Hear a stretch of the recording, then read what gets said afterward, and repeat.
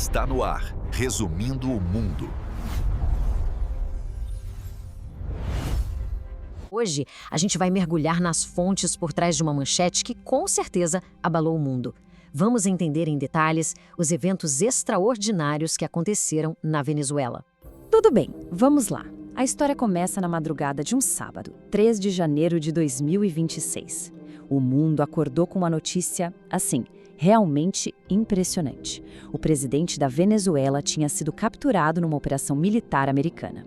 Então, para entender o que aconteceu, a gente precisa começar pelas primeiras notícias que saíram. O que se sabe é que tudo começou com uma operação militar de grande escala. E isso foi confirmado por autoridades dos Estados Unidos. E olha só, os relatos iniciais já mostravam que não foi um ataque isolado, não. Foi algo bem generalizado. Atingiu não só a capital, Caracas, mas também vários estados ao redor. O próprio governo venezuelano veio a público confirmar que tanto áreas civis quanto militares foram atingidas. Para quem estava em Caracas, o primeiro sinal de que algo muito sério estava acontecendo foi, digamos, impossível de ignorar.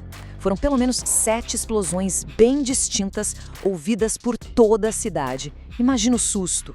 Ok, mas como é que tudo isso se desenrolou? Qual foi a sequência dos fatos? Se a gente olhar a cronologia montada a partir dos primeiros relatos, a gente começa a ter uma imagem bem mais clara. Pelo que você sabe, foi tudo muito rápido, sabe? Aconteceu ali nas primeiras horas da manhã. Primeiro, o som de aeronaves voando baixo. Logo depois, as explosões. E para fechar, um incêndio que dava para ver de longe numa instalação militar super importante. E não demorou muito para começarem a surgir detalhes mais específicos, mais técnicos. Os relatórios começaram a identificar a presença dos chamados Night Stalkers. Para quem não conhece, é uma unidade de elite de helicópteros do exército americano. A presença deles ali, já sugere que foi algo muito bem planejado, uma operação de altíssimo nível. E aí, com toda essa movimentação e especulação, veio a confirmação oficial. E ela veio direto da Casa Branca, já esclarecendo qual era o objetivo daquela missão toda. Foi numa postagem numa rede social. O então presidente Donald Trump anunciou que a operação tinha sido um sucesso. Ele confirmou a captura do presidente Nicolás Maduro e da esposa dele. Basicamente, enquadrou a menção como um sucesso total e ainda prometeu dar mais detalhes numa coletiva de imprensa. E essa declaração de outro membro do governo só veio para reforçar a narrativa oficial da administração americana. A ideia era pintar o ataque não como uma invasão, mas sim como uma libertação. A promessa era de que Maduro, agora capturado, iria finalmente enfrentar a justiça pelos seus crimes. Bom, e como já era de se esperar, a resposta da Venezuela veio com uma narrativa completamente diferente. O governo venezuelano condenou a ação americana com muita, mas muita veemência. Eles soltaram um comunicado oficial chamando o ataque de agressão imperialista. Segundo o governo venezuelano, o motivo não tinha nada a ver com justiça.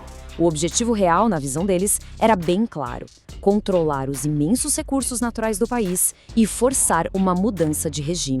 Então, aqui a gente chega no ponto crucial, Duas narrativas que são diametralmente opostas. De um lado, os Estados Unidos falando em uma operação para remover um tirano. Do outro, a Venezuela acusando uma agressão imperialista.